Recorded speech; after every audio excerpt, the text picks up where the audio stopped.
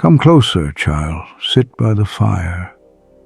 The cold outside tonight bites deep into the bones, but the story I'm about to tell you burns hotter than any desert flame. The empire I will speak of wasn't built by swords alone. It was shaped by the whispers of fate and the faith of a few brave souls. Imagine we are on the lands of ancient Iran, where sandstorms swallow everything, where the desert wind seems to steal one's very breath, a place where thirst crushed hope. Yet one people refused to bend: the Persians. They grew in such deep silence that their enemies never sensed the danger until it knocked on their doors. From the desert's harsh emptiness they forged a steel-like patience, and from the night sky they learned the wisdom of navigating by the stars. Their fire warmed not just their bodies but their spirits as well, for they carried a belief: these lands are too small for us. Our destiny promises far greater glory. So how did a handful of desert dwellers challenge the great world of their time? How did an empire rise from a mere dune that no one believed in? The answer is not the tale of an ordinary nation, but the deepest secret of an empire. Know this, child: behind every great legend stands a leader who grasps the unbreakable thread of destiny with courage. The Persian saga began with a young prince whose name the world had not yet learned to fear: Cyrus. But don't imagine him as a spoiled king raised on golden thrones. He learned the true meaning of justice from the desert's cruelty and the depths of hardship. It is said that one cold night, as moonlight touched his tent, Cyrus saw a dream, a vast map stretched beyond the horizon. Mountains, rivers, cities, all within his reach. In the dream, an old radiant man leaned toward him and whispered, "These lands will be yours, but remember, what is taken by blood will be lost by blood. Rule with wisdom and mercy, and every breath you give, remain just."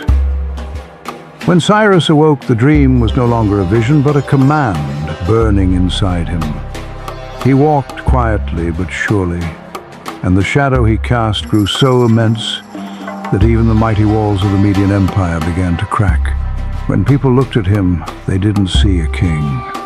They saw a savior sent to break their chains. But perhaps this young man held a weapon more powerful than any army or sword. Well, listen carefully now, child. The true power that allowed the Persians to rule the world did not lie in the speed of their horses or the sharpness of their blades. Their strength was the art of winning hearts. Cyrus didn't break down the gates of conquered cities. He broke the chains of the enslaved. He didn't force his gods on anyone. Instead, he gave gold for people to rebuild their temples. "Believe as you wish, live as you wish, just be just and loyal to me," he said. For the first time in history, an empire grew not through fear, but through gratitude, through the voluntary loyalty of its people. Cyrus's famous words still echo like the voice of a sage: "To conquer a nation with the sword takes one day. To win them requires patience, loyalty, and above all, lifelong justice." This mercy became the Persians' greatest trap.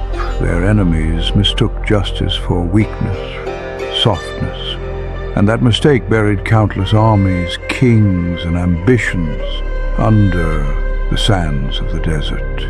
They say it passed in the blink of an eye. That's how it felt when the Persian army assembled, like a dark storm rising from the horizon. Soldiers of every tongue and tribe stood together with one soul, sworn to loyalty. But among them was a unit so fearsome that even hearing their name darkened the dreams of enemies, the Immortals. They were no myth, no rumor. They were the living spirit of war. Their number never decreased and never increased. Always 10,000, no more, no less. When one immortal fell in battle, another instantly stepped into his place as if summoned by magic. To their enemies, it felt as if they were fighting a force that could never die. Their gold and emerald armor glowed under the sun, and the rhythm of their marching echoed like thunder. They were the visible sword of Persia and the undefeated spirit of its empire. But child, never forget, the greatest danger often hides closest to you, behind the palace's glorious walls. From the outside, the Persian palaces were heaven made of gold and silk, but inside, betrayal was more bitter than the finest wine. Spies lurked in every corner, assassins waited in every shadow. A decision would be made in the palace, and before it reached the outside world, whispers would spread. And that night, a vizier, a prince, or even the king's most trusted commander would vanish without a trace. No one asked questions, no one wanted answers. Asking meant becoming the next to disappear. The Persian kings feared not the enemies outside, but those within their own bloodline, burning with ambition for the throne. Even at the richest banquet, a king could never take the first bite without wondering if it was poisoned. The crown brought not only power, but eternal paranoia and loneliness. Now I'll tell you a secret you won't find in official history, because this secret likes to live in darkness. The Persians didn't always fight their enemies on the battlefield. Sometimes a single shadow, a single drop of poison was more effective than 10,000 soldiers. Their assassins moved like part of the night itself, silent, breathless, unseen.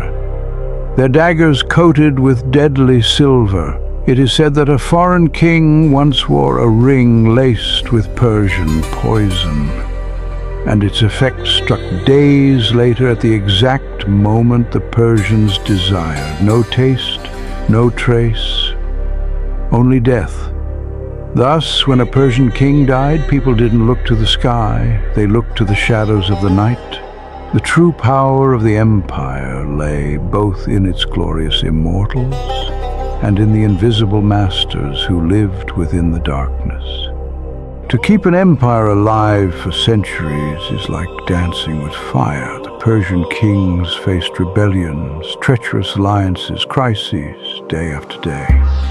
But their wisdom always stayed one step ahead of even their most cunning enemies. And through these trials, they built their golden age. Trade routes belonged to them. Wealth poured into their cities like flowing jewels. Irrigation canals, vast gardens, magnificent palaces, all stood as symbols of humanity's highest craftsmanship. Persepolis alone was so grand, it could host thousands. The people lived safely under a strong and just system. But child, no golden age lasts forever. For great power always attracts ruin. Power is a magnet. The greater it becomes, the more thieves it attracts. The world soon set its hungry eyes on the Persians' wealth and strength. Rivals united with burning envy, swearing to tear down the mighty empire. Internal conspiracies and external attacks slowly eroded its mighty walls. Like an ancient oak drying from the inside, the empire weakened and finally fell before the great tide of history. But you must know, child, this fall was the end of an era, not the end of a legend. Like every great structure, the Persian Empire collapsed and became part of history's dusty pages. But some things do not disappear, even when buried in soil. The Persian sense of justice, the mercy of Cyrus, the Immortals, the assassins hidden in the shadows. These remain carved not in books, but in our conscience and in the stars above. Whenever the desert wind blows, listen closely. Its whisper is the voice of the Persians. We ruled with justice and wisdom. The legacy we left is sharper than our swords. And you, what mark will you leave on this world when your time ends? That child is the greatest inheritance the empire has left you.